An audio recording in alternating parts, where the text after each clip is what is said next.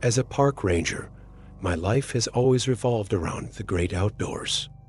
For years, I dedicated myself to preserving the beauty and integrity of Yellowstone National Park, one of America's most iconic natural wonders.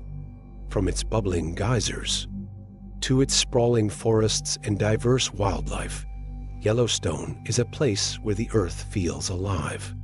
However, my affinity for this breathtaking landscape took a dark turn after a series of unsettling events that led me to make a choice I never thought I would. I stopped visiting the park altogether.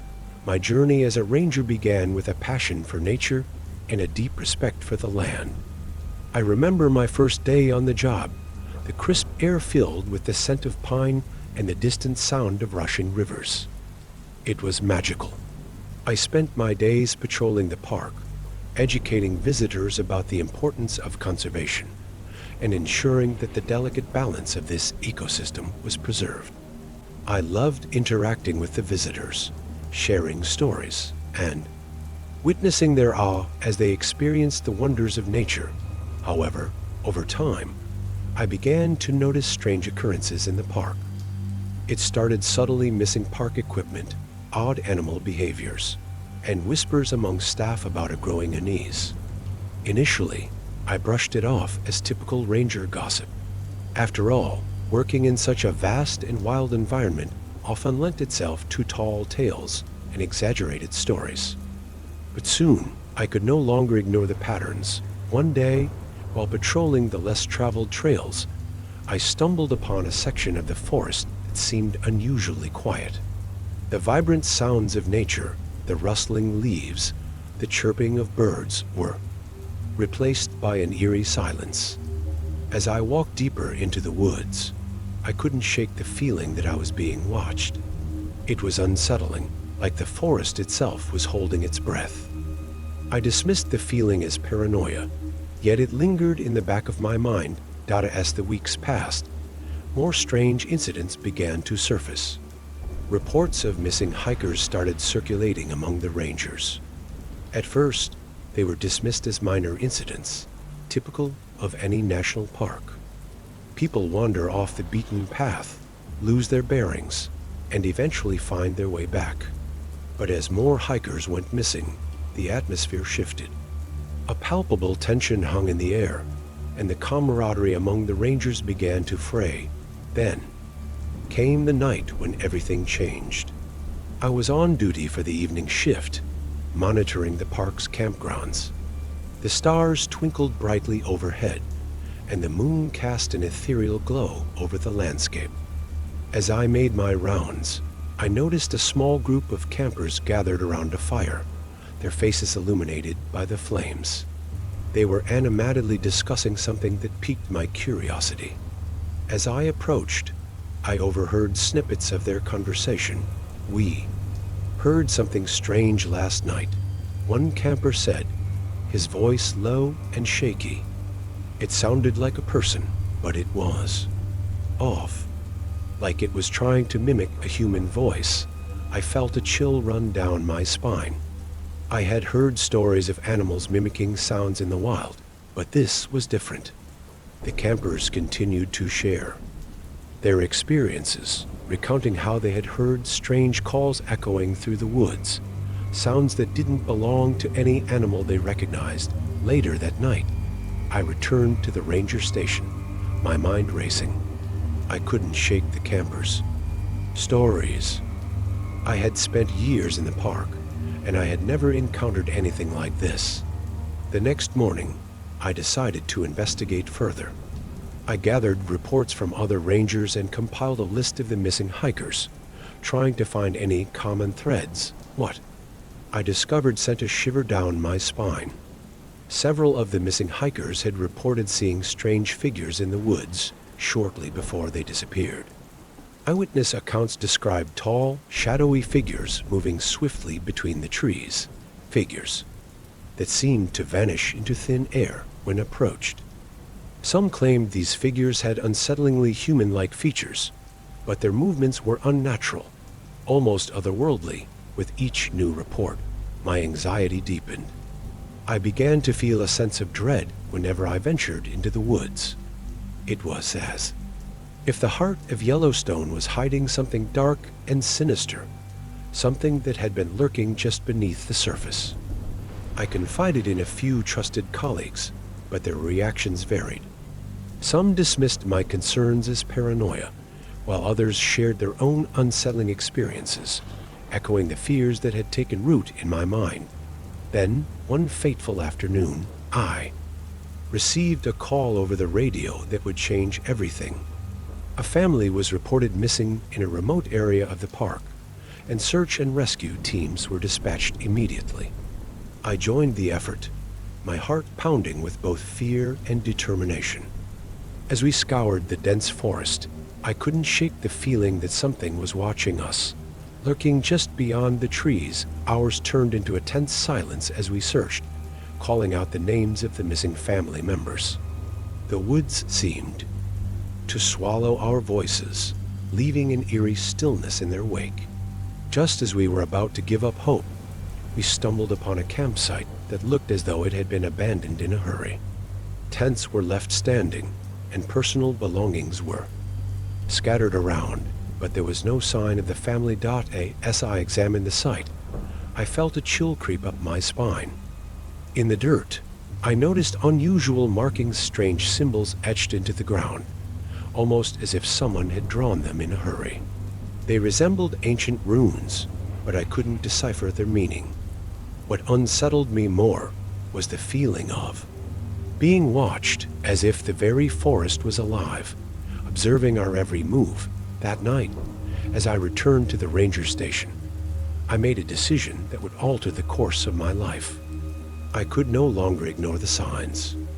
The missing persons, the strange sounds, the eerie shadows, it all pointed to something far more sinister than I had ever imagined. I decided to stop visiting the park, to distance myself from what had become a haunting environment. The beauty of Yellowstone was overshadowed by a darkness I could not comprehend. I thought of the campers' stories, the figures in the woods, and the unsettling experiences of my fellow rangers. I realized that Yellowstone, a place I had cherished, had transformed into a realm of uncertainty and fear. I had dedicated my life to protecting its beauty, but now I felt like a stranger in a place I once called home. The decision to leave was not made lightly. It was a choice rooted in self-preservation and the instinct to protect those I loved from the unknown lurking in the heart of the park. As I packed my belongings and prepared to leave, I couldn't shake the feeling that I was leaving behind more than just my job.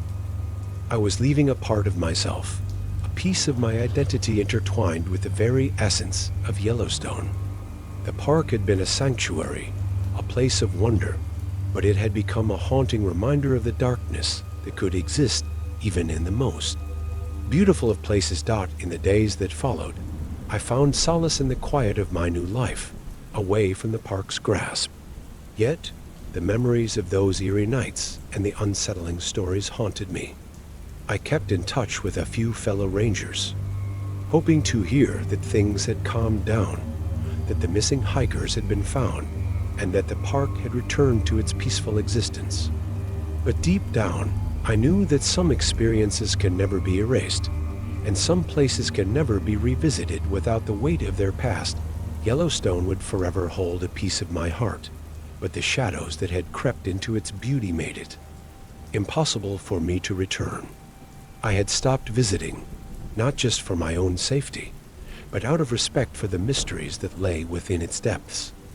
The park remained a breathtaking landscape, but for me, it was a reminder of how nature could be both beautiful and terrifying, a duality that only a few are brave enough to confront. In the heart of Yellowstone National Park, the majestic landscape was not just a backdrop. It served as a living, breathing entity that shaped the lives of those who called it home. As a park ranger, I had always felt a deep connection to the land, but the events that unfolded during my time there forced me to reconsider not only my relationship with the park, but also the people who shared this sacred space. Yellowstone is often described as America's first national park, established in 1872. Its geothermal features, diverse wildlife, and towering mountains make it a symbol of natural beauty and conservation. Yet, beneath its stunning surface lies a world imbued with ancient lore and untold mysteries. The park is a tapestry woven from the threads of history, ecology, and spirituality, where every rock and stream holds stories from the past. The geothermal features, such as Old Faithful and the colorful Grand Prismatic Spring, are not merely tourist attractions. They are manifestations of the Earth's power. As a ranger, I often found myself explaining to visitors the science behind these phenomena, but I also felt a deeper reverence for them.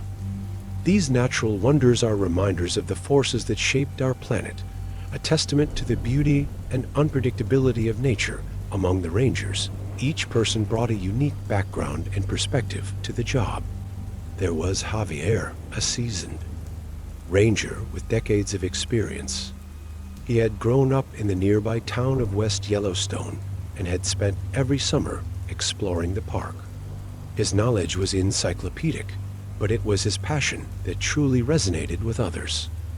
Javier had a way of making the land come alive through his stories, recounting the legends of Native American tribes who once roamed these lands. His tales spoke of the spirits of the forest and the lessons they imparted. Then there was Sophia, a young biologist who had recently joined the ranger team. Her enthusiasm for wildlife was infectious, and she often conducted educational programs for visitors, highlighting the importance of preserving the delicate balance of the ecosystem. Sophia was driven by a desire to make a difference, but the weight of the park's mysteries often left her feeling overwhelmed. Her scientific mind grappled with the folklore and legends that surrounded Yellowstone, creating an internal conflict that made her character all the more relatable. Lastly, there was Miguel, Javier's younger brother, who had a more complicated relationship with the park. Initially, he was drawn to the logging industry, seeing it as a way to provide for his family.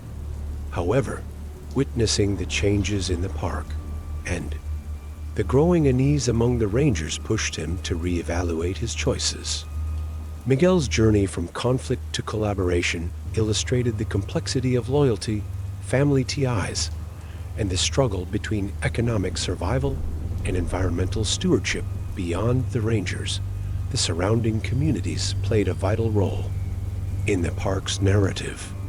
The town of West Yellowstone served as a gateway for visitors, bustling with tourists eager to experience the park's wonders. However, for the locals, Yellowstone was more than just a tourist destination. It was a way of life. Families had lived in the area for generations, forging a deep connection to the land. Their stories intertwined with those of the rangers, creating a rich tapestry of shared history. Among the locals was Ruth, an elderly woman who had spent her life near the park.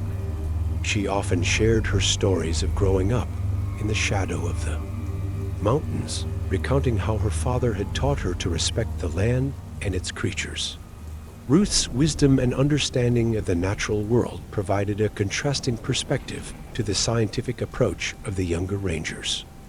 Her tales of encountering bears, wolves, and the sacredness of the land resonated with the rangers, reminding them of the deep-rooted connections humans have with nature. As the strange occurrences unfolded, the relationships among the characters deepened.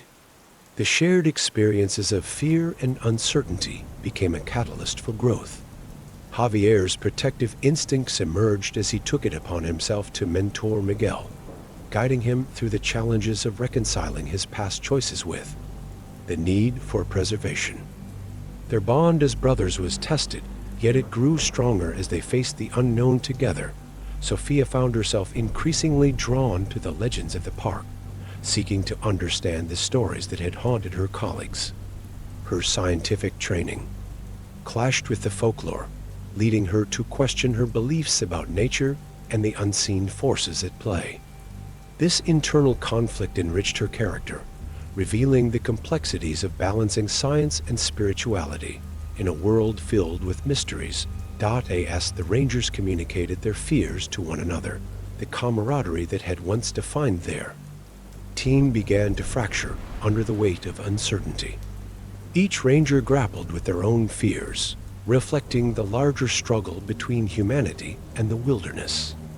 This tension added depth to their characters, illustrating how the park's beauty could simultaneously inspire awe and evoke terror.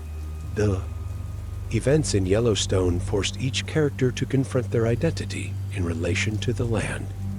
For Javier, it was a reckoning with his role as a guardian of the park, navigating the balance between tradition and modernity.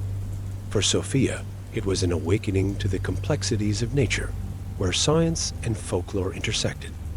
Miguel's journey represented the struggle many face in choosing between economic survival and environmental responsibility. As the Rangers faced the darkening shadows of Yellowstone, their individual paths converged into a collective quest for understanding and resolution. They became more than just protectors of the park. They transformed into storytellers, conveying the importance of respecting both the natural world and the legends that shaped it. In deepening the world and characters of Yellowstone, I realized that the park was not just a backdrop for the events that unfolded. It was a character in its own right. The land held stories of the past, echoes of the present, and uncertainties of the future. Each ranger, local, and visitor contributed to this living narrative, creating a rich tapestry woven from the threads of connection, conflict, and growth. As the wilderness stood resilient against the encroaching darkness, the characters learned that their struggles were part of a larger story, a story that would continue to unfold as they navigated the complexities of life within the extraordinary yet haunting landscape of Yellowstone National Park. As the days turned into weeks in Yellowstone National Park, the initial unease that had begun as whispers among the Rangers morphed into a palpable tension that gripped the entire park. The stories of missing hikers and strange occurrences became the fabric of our daily conversations, weaving a complex narrative of fear and uncertainty that began to overshadow the park's natural beauty. The first major incident occurred when a family of 4 went missing while hiking in the less frequented northern section of the park. Reports came in that they had strayed off the beaten path, likely drawn by the allure of untouched wilderness. As rangers, we were trained to respond to such emergencies, but this case carried an air of dread that was hard to shake off. The search and rescue operation began immediately, with rangers from all corners of the park converging to comb through the dense forests and rugged terrain. As we set out on our search, I couldn't shake the feeling that something was amiss. The air felt heavier, charged with an energy that made the hairs on the back of my neck stand on end. Javier, my mentor, sensed it too. "Stay alert, everyone," he called out as we split into teams. "We don't know what we're dealing with out here." His voice held a hint of urgency that heightened my own anxiety. Days passed, and despite our efforts, the family remained missing. The longer they were gone, the more the search morphed from a rescue mission into something more desperate, as if the wilderness itself was swallowing them whole. Tensions rose among the rangers. Some argued that we needed to expand our search area, while others insisted we were wasting time in areas that felt increasingly futile. Each passing hour only deepened the sense of foreboding that had settled over the park. As the park rangers gathered around the campfire one night, the atmosphere was thick with apprehension. We shared our fears and frustrations, but the conversation inevitably turned to the eerie tales that had begun circulating among visitors. "Have you heard about the whispers?" Sophia asked, her voice barely audible over the crackling fire. "People say they've heard voices calling from the trees. Some even claim they sound like their loved ones." The stories made my skin crawl. I had dismissed them at first as mere campfire tales, but hearing them recounted by my colleagues made them feel all too real. Miguel, who had been unusually quiet, finally spoke up. "I saw something strange last week while I was on patrol. A figure in the distance, moving between the trees. At first, I thought it was a bear, but it was too tall too. Unnatural. His words hung in the air, sending a chill down my spine." Javier frowned, clearly troubled. "We need to focus on the missing family and not get caught up in stories that could distract us from our mission," he said, but his voice lacked conviction. As the night wore on, the tension among us grew. The weight of the unknown loomed large, and I could sense that the park had become a character of its own, a living entity that held secrets we were not meant to uncover. The stories of missing hikers and strange sightings were beginning to weave a web of fear that ensnared not only us, but the very fabric of the park itself. The search for the missing family intensified, but so did the strange occurrences. More. Hikers reported hearing whispers in the woods, some claiming they were guided by phantom voices. As we conducted interviews, I noticed a pattern. Many of the hikers who reported these experiences had been near the last known location of the missing family. It was as if the park itself was marking a territory of danger. Meanwhile, the atmosphere among the rangers grew increasingly strained. Javier, always the voice of reason, began to show signs of stress.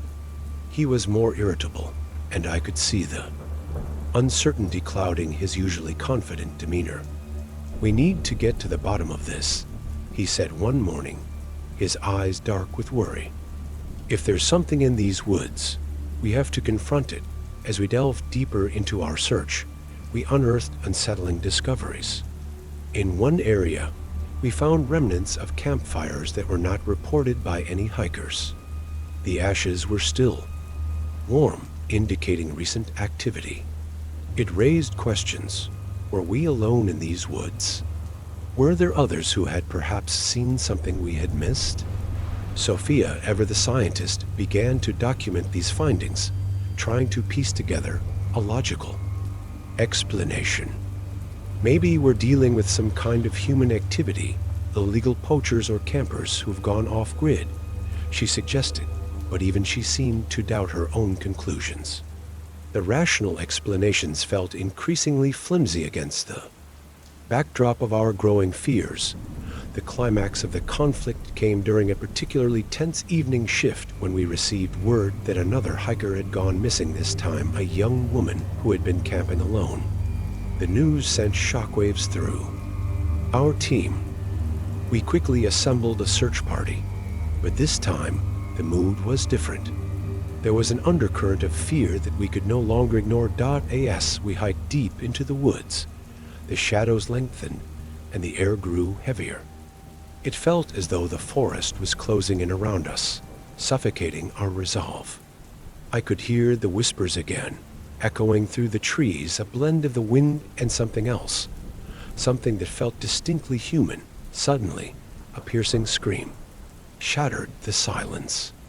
It came from the direction of the last known location of the missing woman. The sound was raw and filled with terror. Without thinking, we raced toward the noise, adrenaline pumping through our veins. As we reached the clearing, we found her disheveled and wide-eyed, staring into the distance. "What happened?" Javier demanded, urgency in his voice.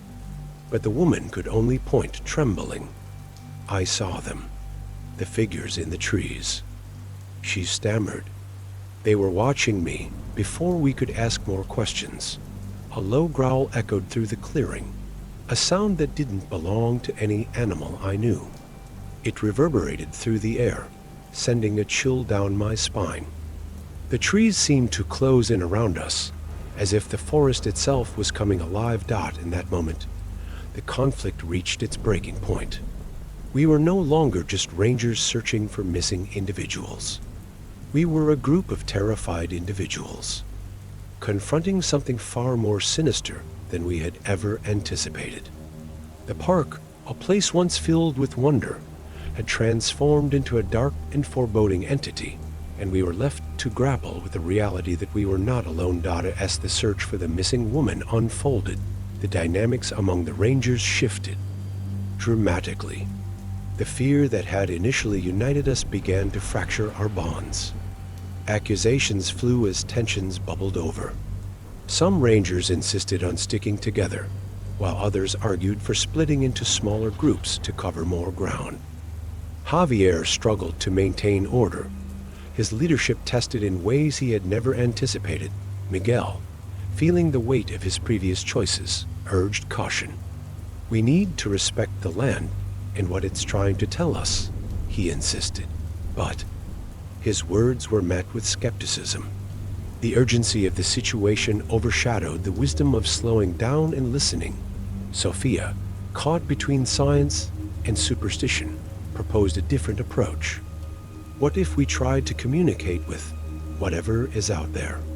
We could set up a controlled investigation, document the phenomena, she suggested, but her voice was drowned out by the growing chaos. As fear swept through our team, so did the realization that we were losing control, not just over the situation, but over each other. The bonds that had once made us a cohesive unit were fraying, and the park seemed to respond to our discord. The whispers grew louder, and shadows flitted between the trees, as if the forest was feeding off our fear.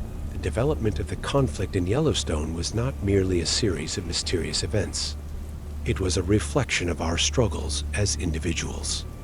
And as a team, the missing hikers, the eerie whispers, and the growing tension among the Rangers painted a picture of a place where the natural world collided with the unknown, forcing us to confront our deepest fears.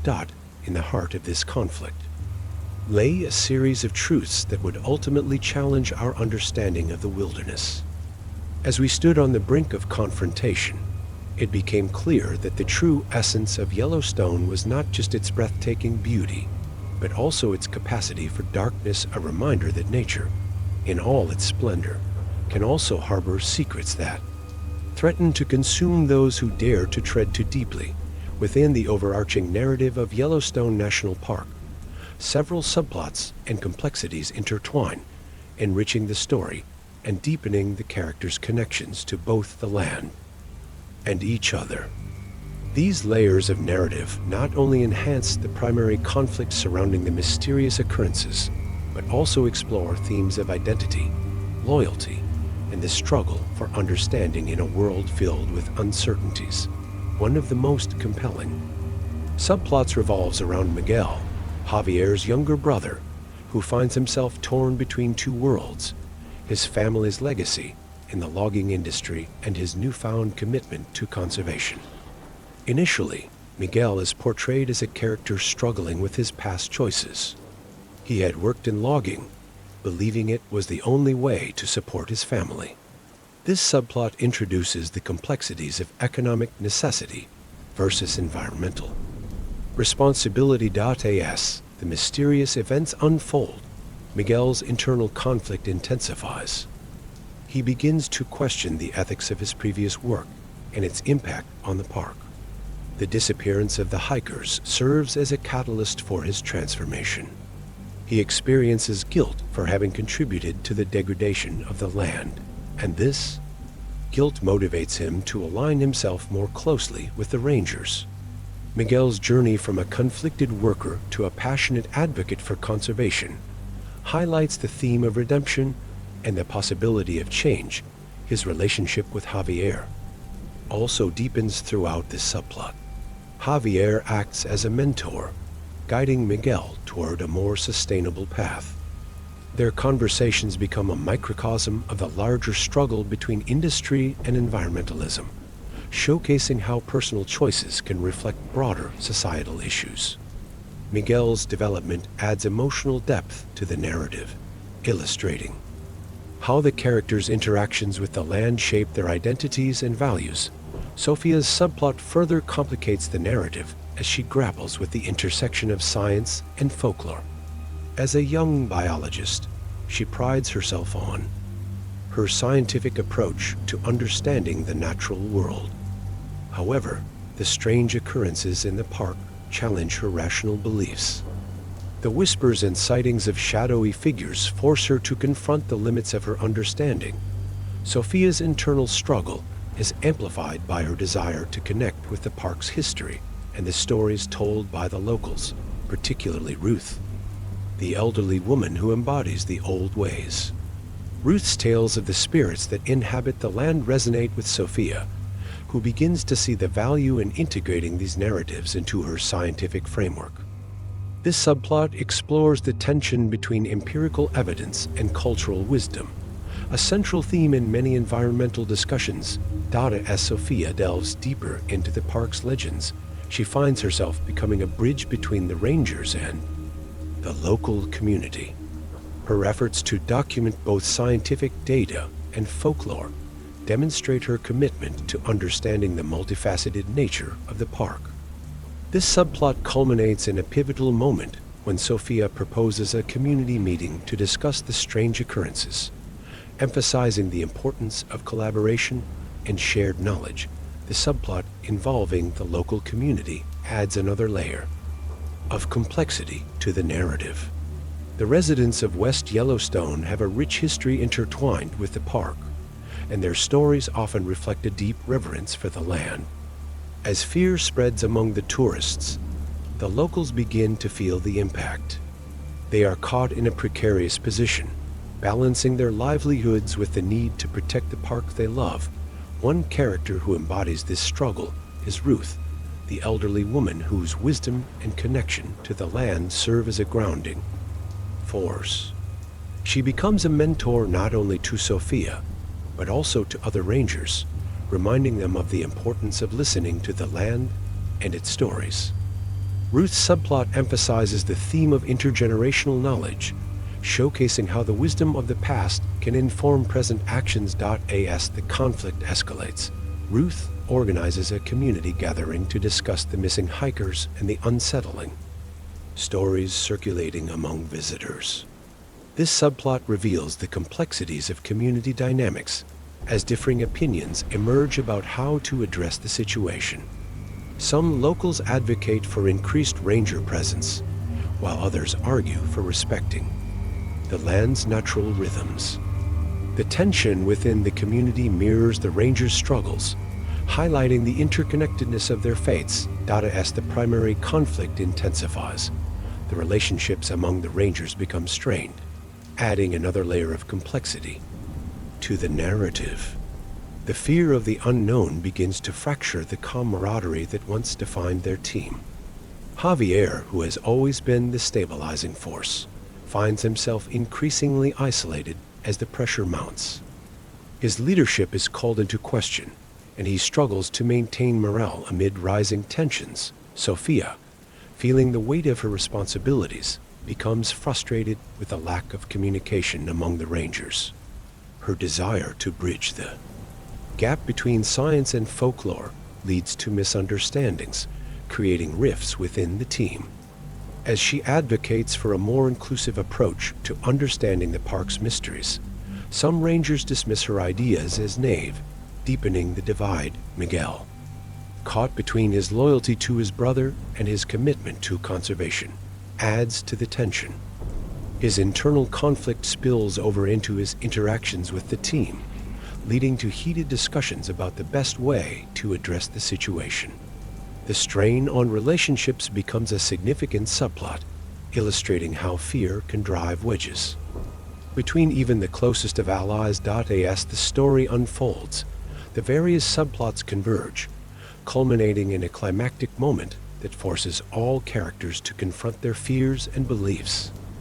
The community gathering organized by Ruth becomes a pivotal event, where rangers and locals come together to share their experiences and insights.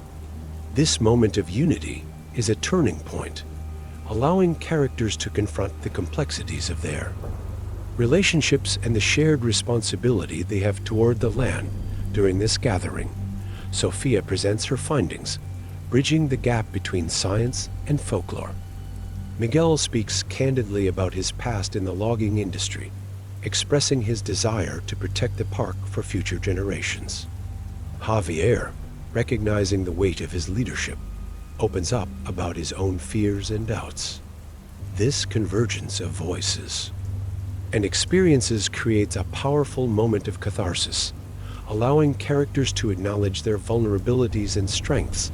The complexities introduced through these subplots enrich the narrative, transforming the park from a mere setting into a character that embodies the struggles and triumphs of those who inhabit it. As the characters confront their fears and work together to understand the mysteries of Yellowstone, they not only deepen their connections to one another, but also to the land itself. As the tension within Yellowstone National Park reached a fever pitch, it became clear that the unsettling events were not just a series of isolated incidents, but rather a culmination of fear, uncertainty, and unresolved conflicts among the rangers and the local community. The turning point of the narrative came during a fateful community gathering called by Ruth, the elderly woman whose deep connection to the land provided a vital perspective amidst the chaos. Ruth had long been a respected figure in West Yellowstone, known for her wisdom and understanding of the land's history. She recognized the growing anxiety among both the rangers and the locals and decided it was time to bring everyone together. The community center buzzed with nervous energy as people filtered in, their faces a mixture of concern and curiosity. The air was thick with unspoken fears, and a sense of urgency hung over the proceedings. As the gathering commenced, Ruth stood at the front of the room, her presence commanding yet comforting. "We are here today because we all love this land," she began, her voice steady. "But fear can cloud our judgment. We must listen to each other and learn from one another." Her words resonated deeply, reminding everyone present of the shared connection they had to Yellowstone. The rangers, still reeling from the recent events, exchanged glances. Javier, who had taken on the role of the ranger's spokesperson, stepped forward. His voice was tinged with both authority and vulnerability. "We want to assure you that we're doing everything we can to find the missing hikers. But we also need your help. Together, we can understand what's happening in our park," he stated, his tone earnest. However, the atmosphere shifted when a local named Tom, known for his skepticism toward the rangers, stood up. "You say you're doing everything you can, but what have you really found? People are scared, and it feels like you're not taking the situation seriously." His voice was sharp and accusatory, reflecting the frustrations that many in the room felt. Tom's outburst ignited a wave of murmurs among the crowd. Some locals nodded in agreement, while others felt the tension mount. Sophia, sensing the need to bridge the divide, interjected, "We're not just rangers. We're also your neighbors. We want to understand what's happening just as much as you do. If we can share our experiences." Share what? Tom cut her off, anger simmering beneath the surface. More ghost stories? More whispers? That's not helping anyone. Miguel, feeling the sting of Tom's words, stepped forward. "It's not just stories, Tom. Something is happening out there that we can't explain. We need to approach this with open minds, not close ourselves off to possibilities." The room buzzed with tension as voices clashed. Some locals began to voice their own strange experiences, whispers in the woods, shadows moving between trees, and the overwhelming sensation of being watched. Each account added to the growing sense of unease, while the rangers struggled to maintain order amidst the chaos. Just as it seemed the gathering would spiral into a full-blown confrontation, Ruth raised her hands, commanding silence. "We are all here because we care. We mustn't let fear divide us," she urged, her eyes scanning the room. "Let's remember the stories of our ancestors, the teachings of the land. It has always spoken to us, and perhaps it's trying to tell us something now." Ruth's words acted as a catalyst, shifting the atmosphere in the room.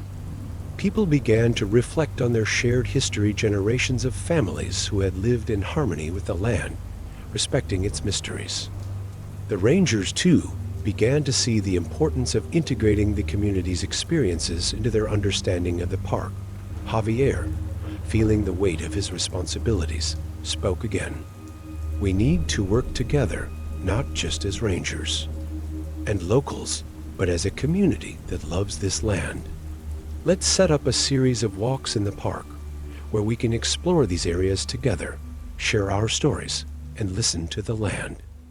The suggestion sparked a renewed sense of purpose among the crowd. Slowly, people began to nod in agreement, the tension easing as they recognized the potential for unity. The rangers and locals could collaborate, not just to find the missing hikers, but to understand the deeper mysteries that lay within Yellowstone. With the decision made, the gathering transformed into a planning session. The room buzzed with ideas for the upcoming walks, and the atmosphere shifted from one of conflict to collaboration. Sophia took charge of organizing the events, eager to document the experiences of both rangers and locals. As discussions continued, Miguel found himself connecting with Tom. The two shared their perspectives on the land, and Miguel's honesty about his past in logging resonated with Tom, who had his own experiences with the industry. They began to discuss the balance between economic survival and environmental stewardship, forging an unexpected bond. Meanwhile, Javier and Ruth exchanged stories about the history of the park and the significance of its legends. As they spoke, Javier realized that his role as a ranger was not just to protect the land, but to honor the stories that shaped it. His perspective began to shift, allowing him to embrace the idea that folklore and science could coexist. The first community walk was scheduled for the following weekend, and excitement filled the air as both rangers and locals prepared to embark on this shared journey. As the day approached, I felt a mix of anticipation and apprehension. Would the darkness that had loomed over the park also shadow this new endeavor? On the day of the walk, the sun broke through the clouds, casting a warm glow over the landscape. The group gathered at the park entrance, a mix of rangers and locals, united in purpose. Ruth led the way, her knowledge of the land guiding us through the trails. As we walked, stories flowed freely, tales of encounters with wildlife, memories of the park's beauty, and whispers of its mysteries. As we ventured deeper into the woods, the atmosphere shifted. The air felt charged with energy, and I could almost sense the land responding to our presence. Ruth paused at a clearing where the sunlight poured in, illuminating a ring of ancient trees. "This is a sacred space," she explained, her voice filled with reverence. "It has witnessed countless stories and holds the spirit of our ancestors." Just as we began to share our experiences, a sudden rustling in the bushes interrupted our gathering. The group fell silent, a mix of curiosity and apprehension washing over us. A moment later, a large elk emerged, standing majestically at the edge of the clearing. Its presence felt like a blessing, a reminder of the beauty and power of nature. As the elk gazed at us, I felt a profound connection to the land, a sense that it was observing us as much as we were observing it. Javier whispered, "This is a sign. The land acknowledges our presence." The elk lingered for a moment longer before gracefully turning and disappearing back into the woods. The moment felt almost surreal, as if the park itself was affirming the unity we had begun to forge. The tension that had once clouded our interactions seemed to dissipate, replaced by a shared sense of purpose and reverence. The aftermath of the community gathering at Yellowstone was both transformative and tumultuous, setting in motion a series of consequences that rippled through the park and the town of West Yellowstone. The decision to unite rangers and locals marked a pivotal shift in how they approached the growing mysteries surrounding the park. As the sun set on that fateful day, A sense of hope hung in the air, but beneath it simmered a cocktail of anxiety, anticipation, and unresolved tensions. In the days following the gathering, excitement surged as both rangers and community members prepared for the first collaborative walk through the park. Flyers were posted, word spread through social media, and a palpable buzz filled the town. Yet, this newfound enthusiasm was tempered by lingering fears. For many, the disappearances remained a haunting reality, casting a shadow over their optimism. The stories of strange sightings and whispers in the woods continued to circulate, fueling a sense of dread that was hard to shake. As the day of the first walk approached, the divisions that had existed before the gathering began to surface once more. Some locals still harbored skepticism toward the rangers, viewing them as outsiders who didn't truly understand the land or its history. Others, however, were eager to embrace this opportunity for collaboration, believing that unity could lead to the answers they sought.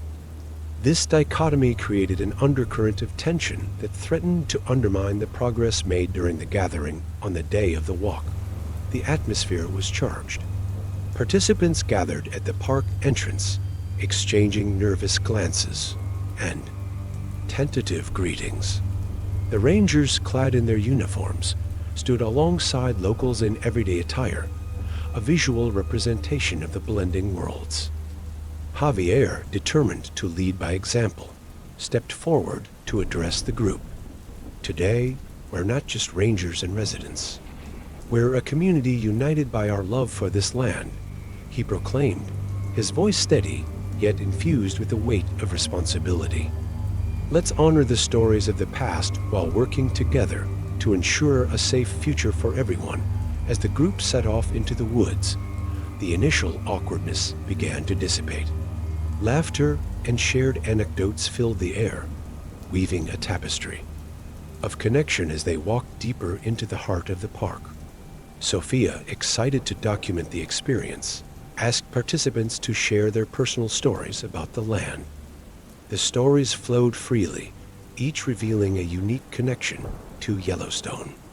Locals recounted childhood memories, family traditions, and encounters with wildlife, while rangers shared their own experiences, blending science with folklore. However, as the group reached a particularly secluded area, the mood shifted. A heavy silence fell over the gathering, reminiscent of the unease that had plagued them before.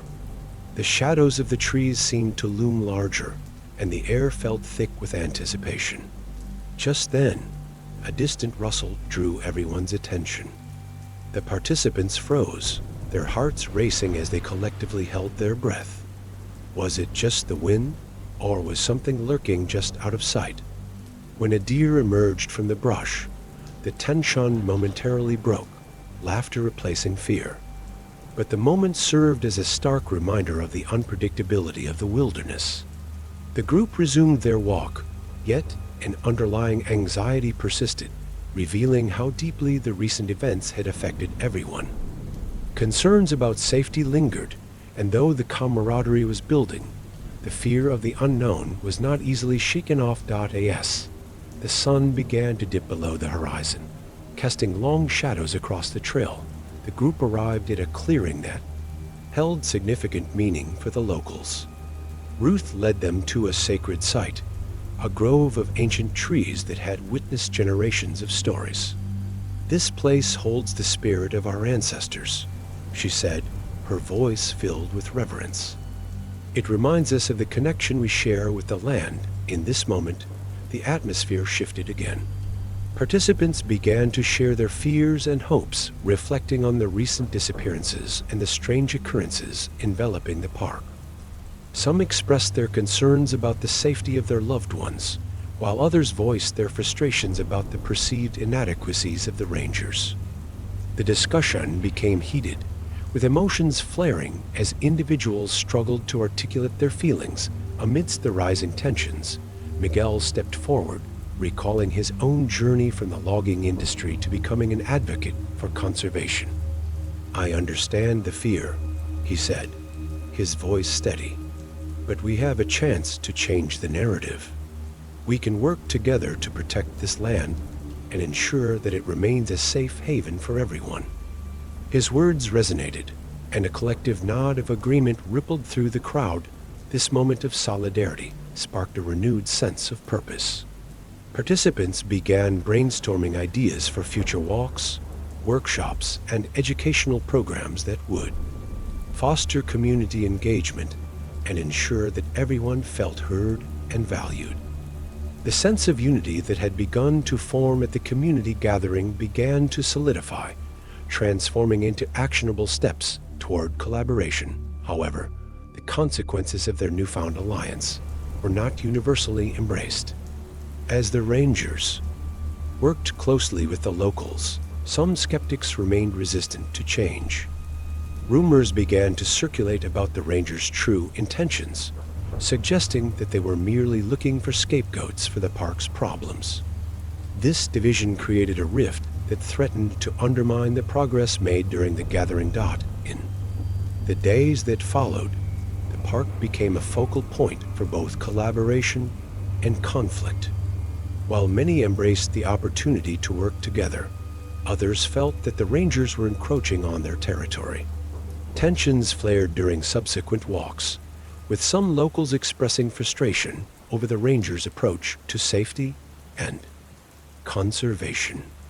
Disagreements erupted over the best methods for ensuring the park's well-being, and the fragile unity that had formed began to waver. Sophia, determined to mediate the situation, took it upon herself to facilitate discussions between the Rangers and the skeptical locals.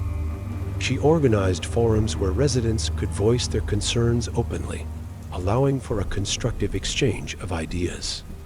Her commitment to fostering understanding became a beacon of hope, even as the challenges mounted. Many began to recognize that the path forward would require patience, empathy, and a willingness to listen. As the weeks passed, the community's reactions to the Rangers' presence began to shift.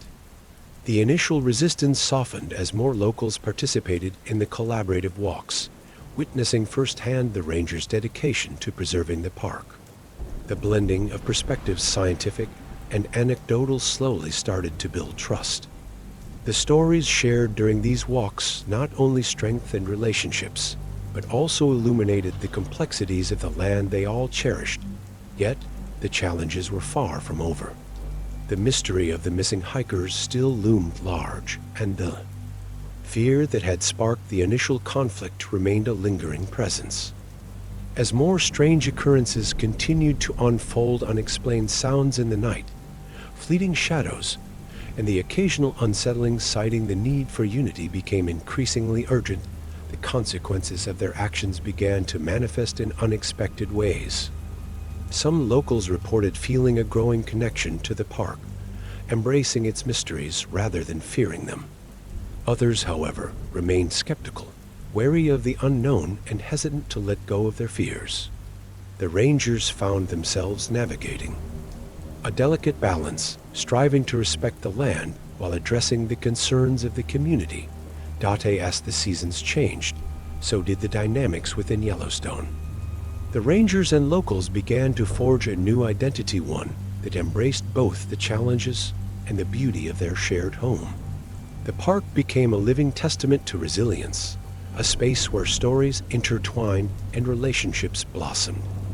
Amidst uncertainty, the journey was far from over, but the foundation of collaboration had been laid, offering a glimmer of hope in the face of adversity. In the end, the reactions to the unfolding events were a reflection of the complexities of human nature and the deep connections forged through shared experiences. Through the trials they faced together, both Rangers and locals began to understand the true essence of Yellowstone, a place of beauty, mystery, and ultimately, a reminder of the strength found in unity. The journey through the heart of Yellowstone National Park had become a crucible for both the Rangers and the local community, pushing them to confront their fears and biases while forging deeper connections to one another and the land they cherished. As tensions eased and collaboration flourished, The process of overcoming challenges and personal growth became the focal point of their shared experience. This transformation was not merely a reaction to external events, but a profound internal shift that reshaped their identities and relationships. In the weeks following the community gathering, the rangers and locals began to participate in a series of collaborative walks designed to explore the park's trails while fostering dialogue. These walks became a safe space for sharing stories and experiences, allowing participants to connect on a personal level. For Sophia, the young biologist, this process was particularly impactful. Initially, she had been consumed by the need to prove the validity of her scientific approach to understanding the park's mysteries. However, as she listened to the tales of locals, she realized that their experiences held as much weight as her data. One afternoon, while walking along a wooded path, a local named Clara shared her story of encountering a mysterious figure while hiking alone. "I was out here, just enjoying the beauty of the trees, when I saw something move out of the corner of my eye," she recounted, her voice trembling slightly. "It looked like a person, but it was gone before I could focus. I felt this chill run down my spine, and I haven't been able to shake it off since." Sophia listened intently, her scientific skepticism softening as Clara's emotion resonated with her own experiences of fear and awe in the park. "What do you think it was?" Clara asked, her eyes searching for understanding. Sophia paused, realizing that her instinct to explain away the experience with rationality might not be what Clara needed. "Maybe it was something that speaks to the spirit of this place," she suggested gently. "Perhaps the park is trying to tell us something." This moment marked a turning point for Sophia. She began to appreciate the value of blending science with storytelling, realizing that it could lead to a deeper understanding of the land and its mysteries. This newfound perspective inspired her to actively seek out the stories of others, transforming her role from a mere observer to a participant in the unfolding narrative of Yellowstone. By embracing vulnerability and acknowledging the significance of local lore, she recognized the power of collective wisdom. Javier, too, experienced significant growth during this period. As the de facto leader of the Rangers, he had always felt the pressure to maintain an image of authority and control. However, through the collaborative walks, he learned the importance of humility and openness. One day, as the group gathered to discuss their findings, he shared his own fears about the recent events. "I've been afraid of failing you all," he admitted, his voice steady but filled with emotion. "As a ranger, I thought my job was to protect you from the dangers of the park, but I realize now that I also need to protect the stories that shape our understanding of it." His admission created a ripple effect among the group. Locals who had previously viewed the Rangers with skepticism began to see them as allies rather than adversaries. This shift was particularly evident in Tom, the local who had initially been vocal about his distrust. As he listened to Javier's heartfelt words, he felt a change within himself, recognizing the shared humanity in their struggles. "I've been so focused on what I thought was right that I forgot we're all in this together," he confessed, his tone reflective. "Maybe I need to be more open to what you all are trying to do." The conversation sparked a deeper dialogue about the role of the park in their lives, both as a source of livelihood and as a sacred space. The complexities of their relationships began to unravel, allowing for the exploration of shared histories and interconnectedness. Miguel, who had been on a personal journey of redemption, found himself stepping into a leadership role among the locals. His past in the logging industry had weighed heavily on him, but as he shared his experiences, he also highlighted the importance of conservation.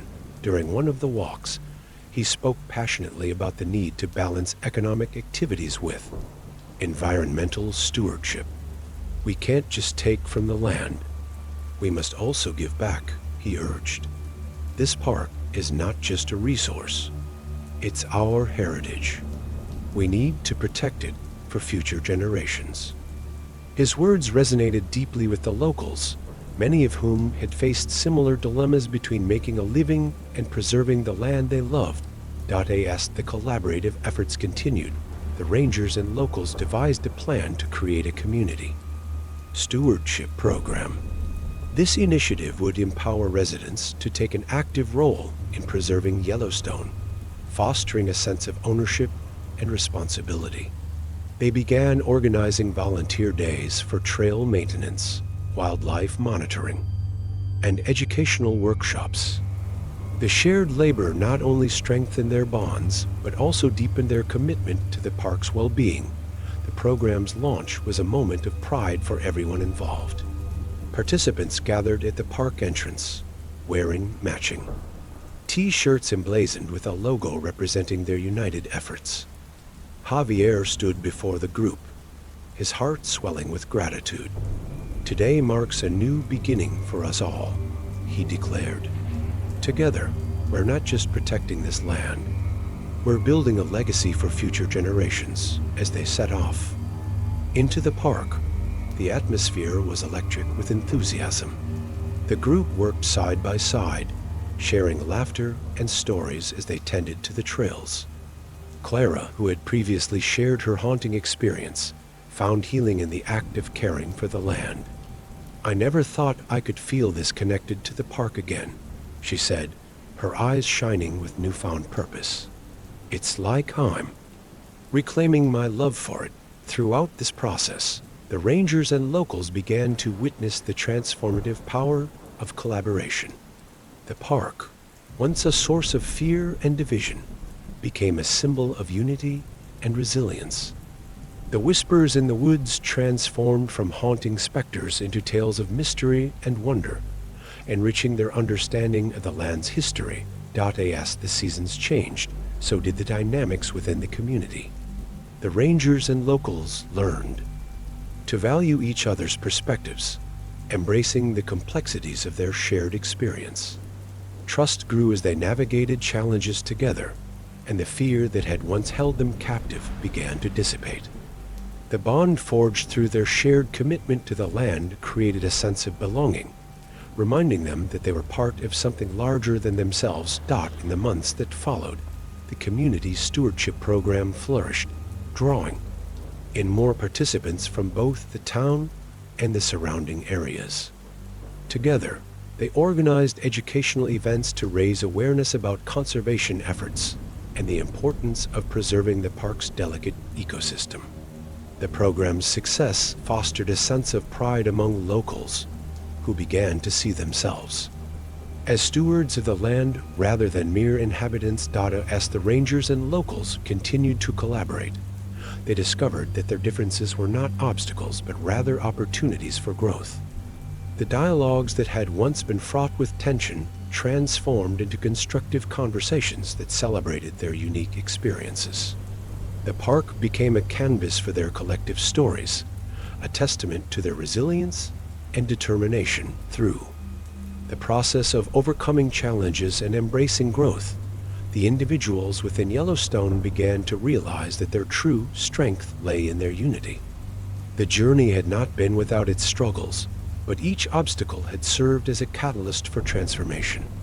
By confronting their fears and embracing the unknown, they forged a path toward understanding and connection. Ultimately, the experience in Yellowstone became a powerful reminder of the importance of community, collaboration, and the indomitable spirit of the human connection to nature. As they stood together, gazing out at the breathtaking landscape, they understood that the journey was ongoing, a testament to their commitment to protect and honor the land they loved. In the heart of Yellowstone, a new chapter had begun, one defined by growth, resilience, and the promise of a brighter future. As the community in West Yellowstone continued to grow closer through their stewardship efforts, an unshakable tension loomed over the park. The collaborative spirit that had blossomed in the wake of shared stories and joint initiatives began to face its most significant test yet. The strange occurrences that had initially sparked fear were escalating, and whispers of unsettling sightings were becoming more frequent. The rangers and locals, once united in purpose, now found themselves grappling with an impending sense of dread that threatened to unravel their hard-won connections. In the weeks leading up to the climax, anxiety simmered beneath the surface. The community stewardship program had fostered a newfound appreciation for the land, but the recent reports of missing hikers and sightings of shadowy figures cast a pall over their efforts. As the rangers conducted their investigations, the locals began to express their fears more vocally, questioning whether the partnership could withstand these mounting challenges. Javier, feeling the weight of leadership, called an emergency meeting with the rangers to discuss the escalating situation. "We need to address the community's concerns head-on," he urged. "If we don't take their fears seriously, we risk losing their trust." The rangers nodded in agreement, recognizing the importance of transparency and communication. Meanwhile, Sophia, who had become a bridge between the scientific and local communities, prepared to present her findings at the upcoming meeting. She had been analyzing data collected from the park and interviewing locals about their experiences. Her goal was to provide a clearer understanding of the phenomena occurring in Yellowstone, but she was acutely aware of the delicate balance between scientific reasoning and the emotional weight of personal stories. As the meeting approached, Sophia spent hours poring over her research, determined to find a way to unify the community through a shared understanding of the land's mysteries. She understood that the emotional narratives of the locals were just as crucial as the empirical evidence she had gathered. With each story she heard, she felt increasingly compelled to weave a narrative that honored both perspectives. The night before the meeting, Javier gathered the rangers at his home for a final discussion. "We need to be honest about what we know and what we don't," he said, his voice firm. "This isn't just about data. It's about people's lives and their connection to this land." The rangers nodded, acknowledging the gravity of the situation. They understood that their words would either reinforce the community's fears or build a foundation for trust. As the sun rose on the day of the meeting, a palpable sense of tension hung in the air. Community members gathered in the town hall, their faces a mix of anticipation and anxiety. Ruth, the elder who had been a guiding force in the community, stood at the front, ready to facilitate the discussion. "We're here to listen to each other and work together," she began, her voice steady. "We've come so far, and now we must face these challenges as a united front." Sophia took a deep breath, feeling the weight of the moment. As she stepped forward to present her findings, she could sense the collective anxiety in the room. "I've been gathering data on the recent sightings and the experiences shared by many of you," she began, her voice calm but firm. "While we cannot explain every phenomenon, we can look for patterns and potential explanations," she detailed. Her research highlighting the correlation between increased wildlife activity and the reports of strange occurrences. Many of the sightings coincide with periods of heightened animal movement, which can sometimes lead to misinterpretations, she explained. "However, I also understand that there are deeper stories at play, stories that hold meaning for all of us."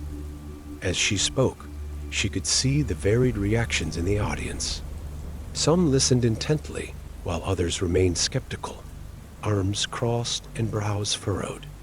The tension in the room was palpable, and she knew it was essential to connect the scientific data with the emotional experiences of the locals. "I encourage you all to share your stories," she continued. "These narratives are just as important as any data we can collect. They help us understand the human experience in this beautiful yet complex landscape." After her presentation, the floor was open for discussion, and the atmosphere shifted noticeably.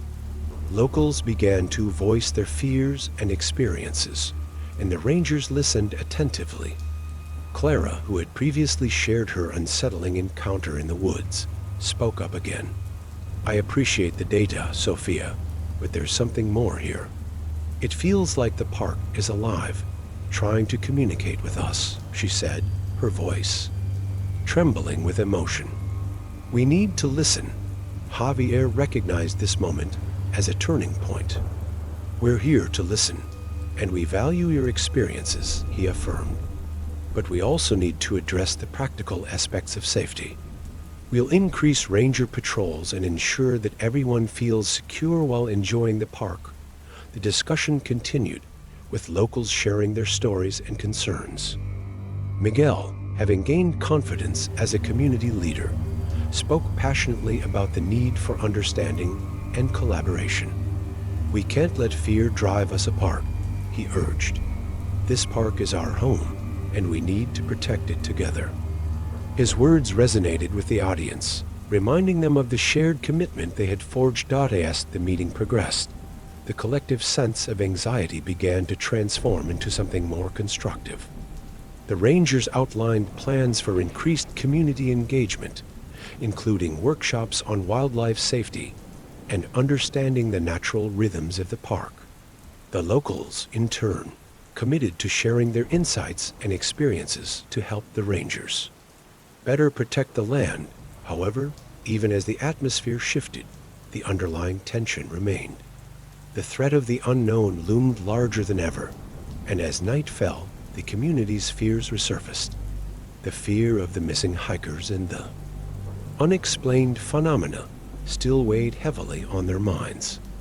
It was clear that no amount of collaboration could fully dispel the shadows that had taken root in their hearts. In the days that followed the meeting, the Rangers and locals worked diligently to implement their plans. They organized more walks, workshops, and community events, striving to maintain the momentum of their collaboration. But as they ventured into the park, the sense of unease persisted. Reports of strange sounds and sightings continued, and the community remained on edge. Sophia found herself torn between her scientific instincts and the emotional weight of the stories she had heard. She began to realize that, while data could provide insights, it was the emotional connection to the land that would ultimately guide their understanding. The stories shared by the locals held a power that transcended mere facts. They spoke to the very heart of their shared experience. One evening, as the sun dipped below the horizon, casting long shadows across the landscape, Javier gathered the Rangers for a final meeting before a significant community event planned for the weekend. "We need to be prepared for whatever comes our way," he said, his voice resolute. "This is our chance to show the community that we're committed to their safety and well-being." As they finalized their plans, the weight of anticipation hung heavily in the air. They knew that the upcoming event would be a crucial test of their newfound unity. The community was counting on them, and the stakes had never been higher. In those final moments of preparation, Javier felt a mixture of determination and apprehension. The journey ahead was fraught with uncertainty, but he also sensed an undercurrent of hope and resilience. Together, they had faced challenges, forged connections, and laid the groundwork for a brighter future. The climax was approaching, and, while the path ahead was unclear, they stood ready to confront whatever lay in the shadows of Yellowstone. As the night enveloped the park, the Rangers and locals prepared for the unknown, united by a shared commitment to protect their beloved land and each other. The stories, fears, and dreams of the community converged into a single purpose, setting the stage for a confrontation that would test the very fabric of their relationships and the bonds they had forged. As the sun dipped below the horizon, casting a warm golden light over Yellowstone, the atmosphere was electric with anticipation. The community event, a culmination of weeks of collaboration, was set to unfold at the park's central clearing. Families, rangers, and locals gathered there, faces illuminated by flickering lanterns. The air buzzed with excitement, but an undercurrent of anxiety persisted. Everyone was acutely aware of the unsettling events that had gripped the park in recent weeks. Javier stood at the forefront, flanked by rangers and community leaders, his heart pounding with a mix of hope and trepidation. He felt the weight of responsibility resting heavily on his shoulders. This event was more than just a gathering. It was a test of their unity and resilience in the face of fear. He scanned the crowd, noting the nervous glances exchanged among neighbors, some still lingering with doubt about the ranger's intentions. As the evening began, Ruth stepped forward, her presence commanding yet reassuring. "Tonight, we come together not just as rangers and residents, but as a family united by our love for this land," she proclaimed. Her words resonated deeply, reminding everyone of their shared connection to Yellowstone. The crowd erupted in applause, and for a moment, it felt as though the tension was beginning to dissipate. Sophia, prepared to lead the first discussion, took a deep breath and approached the makeshift stage. She had spent countless hours analyzing data and collecting stories, determined to bridge the gap between science and the emotional narratives of the locals. "Thank you all for being here," she began, her voice steady. "We've faced challenges together, and tonight we'll celebrate our shared commitment to this beautiful park." As she spoke, the crowd listened intently, many nodding in agreement. But as the evening wore on, the atmosphere shifted when a loud rustling echoed through the trees at the edge of the clearing. The laughter and chatter faltered, replaced by an uneasy silence. Eyes darted toward the sound, and a palpable tension filled the air. Clara, who had shared her unsettling encounter with the mysterious figure, clutched her friend's arm, her face pale. "Maybe it's just an animal," Miguel offered, trying to reassure everyone. But his voice lacked conviction, and the unease in the crowd was palpable. Javier stepped forward, his ranger instinct kicking in. "Let's stay calm," he urged. "I'll go check it out." As he moved toward the edge of the clearing, the rustling intensified, and then, unexpectedly, a figure emerged from the shadows. It was not an animal, but a man, a stranger, disheveled and wild-eyed, stumbling into the light. Gasps rippled through the crowd as the man fell to his knees, panting heavily. "Help, please," he gasped, his voice hoarse and desperate. "I've been lost for days." Javier rushed forward, kneeling beside the man. "What happened? Where did you come from?" His heart raced as the crowd closed in, a mix of concern and curiosity evident in their expressions. "I was hiking alone," the man stammered, struggling to catch his breath. "I thought I could find my way back, but something out there, it's watching me." I could feel it. His eyes darted around the clearing, fear evident in every line of his face. A murmur spread through the crowd. Clara exchanged worried glances with her friends, while others whispered among themselves, the image of the man fueling their fears. Javier turned to the crowd, his voice steady. "We need to get him some water and check for injuries. Can someone help?" As locals rushed to assist, Sophia felt a knot tighten in her stomach. The man's frantic words resonated with the stories she had collected, echoing the fears that had been shared during their walks. "What did you see? Can you tell us more?" she asked gently, hoping to draw out more details. "I don't know. It was dark, and I could hear whispers," he replied, his voice trembling. "I felt like I was being followed. It led me deeper into the woods. I thought I'd never find my way back." The crowd listened intently, the man's account stirring a mix of fear and intrigue. Tom, who had been skeptical of the rangers, stepped forward. "We've all felt it, the strange sounds, the shadows. Maybe there's something out there we don't understand." Javier nodded, recognizing the shift in the crowd.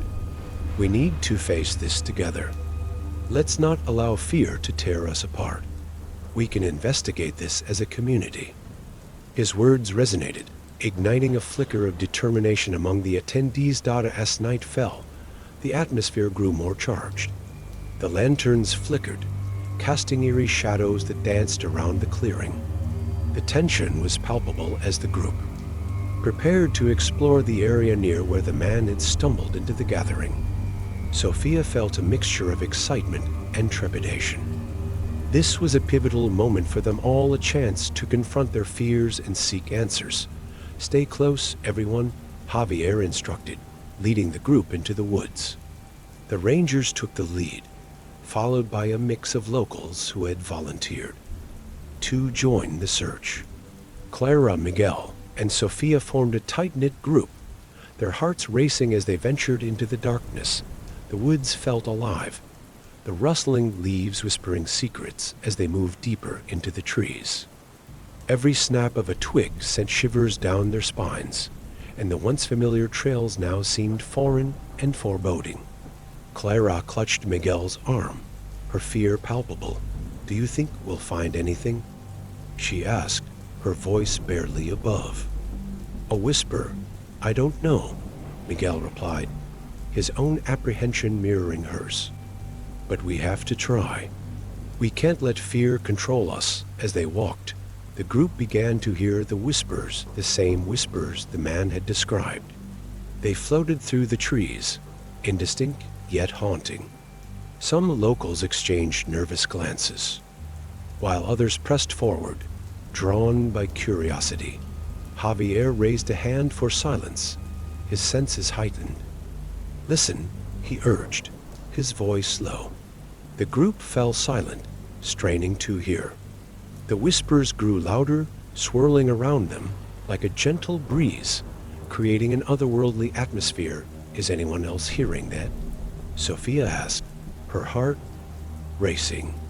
"It almost sounds like voices." Tom stepped forward, his brow furrowed. "It's just the wind." "It has to be." But even he seemed unsure, glancing nervously into the darkness. Suddenly, a shadow darted between the trees, causing the group to jump. A collective gasp echoed through the crowd, and Clara screamed as the figure vanished into the underbrush. "What was that?" she cried, panic rising in her voice. "Stay together," Javier shouted, his leadership instincts kicking in. "We need to maintain our composure."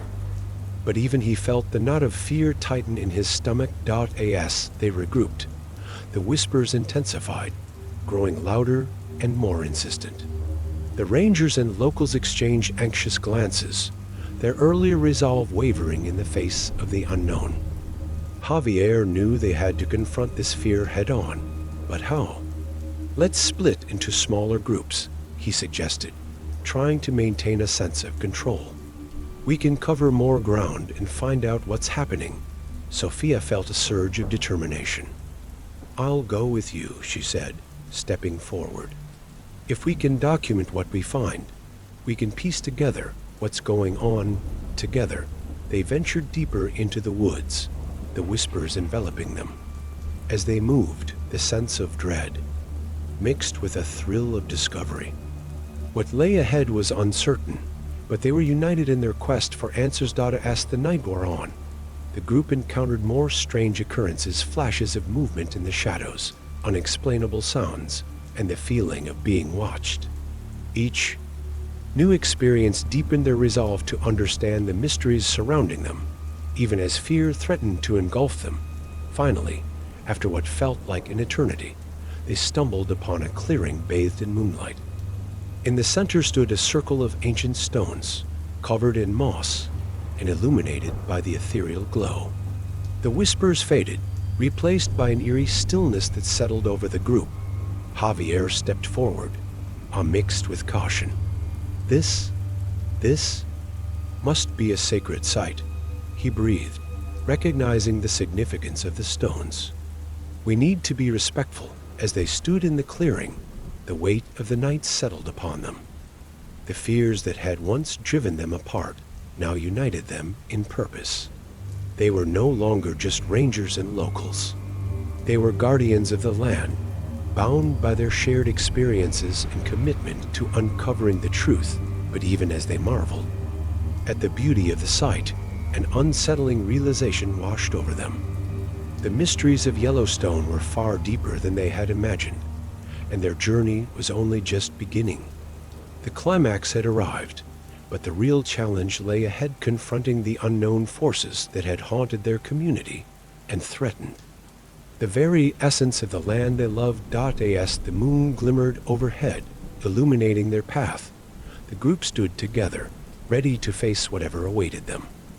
The bond they had forged through fear and uncertainty had transformed into something powerful, a commitment to protect their home, to embrace the mysteries, and to embark on a journey that would forever change the course of their lives. In the aftermath of their harrowing experience in Yellowstone, the community emerged transformed, bound together by a shared understanding of their connection to the land and each other. The events at the sacred site became a catalyst for deeper exploration into the mysteries of the park. Together, the rangers and locals formed a renewed commitment to stewardship, recognizing that their collaborative efforts were essential not only for safety, but also for preserving the unique ecosystem of Yellowstone. As they delved into the park's history and embraced its stories, the fear that had once divided them began to wane. The whispers that had haunted their nights morphed into a dialogue, a conversation about respect, understanding, and coexistence. The community organized regular gatherings to share experiences and celebrate the land, fostering a spirit of unity and resilience. Sophia, now fully integrated into the community, continued her research with renewed purpose, focusing on the intersection of local lore and scientific inquiry. Javier, having evolved as a leader, prioritized transparency and communication, ensuring that every voice was heard. The once estranged locals and rangers now stood side by side, working together to protect the park they loved. With each passing season, the bond between the community and the wilderness deepened. They learned to navigate their fears, transforming them into strengths that fortified their commitment to conservation. The journey had not been easy, but it was one marked by growth, understanding, and a shared responsibility to honor the land that had given them so much. Years later, Yellowstone thrived as a testament to the power of community collaboration. The stewardship program flourished, attracting visitors eager to learn about the park's rich history and ecological significance. Sophia's research bridged the gap between science and tradition, inspiring a new generation of conservationists. The rangers and locals remained vigilant guardians of the land, their friendships deepened by shared experiences. As they gathered annually to celebrate their connection to Yellowstone, they reflected on the journey that had transformed their lives and the land they cherished. Their commitment to preserving the park's beauty and mysteries endured, woven into the very fabric of their community. Join us in protecting the beauty and mysteries of Yellowstone National Park. Whether you're a local resident or a visitor, your voice and actions matter. Participate in community stewardship programs, share your stories, and embrace the spirit of collaboration. Volunteer for conservation efforts, attend educational workshops, and advocate for sustainable practices that honor this sacred land. Together, we can ensure that future generations experience the wonder of Yellowstone. Let's build a legacy rooted in respect, understanding, and love for nature. Sign up today and become a part of a community dedicated to preserving the magic of this extraordinary place.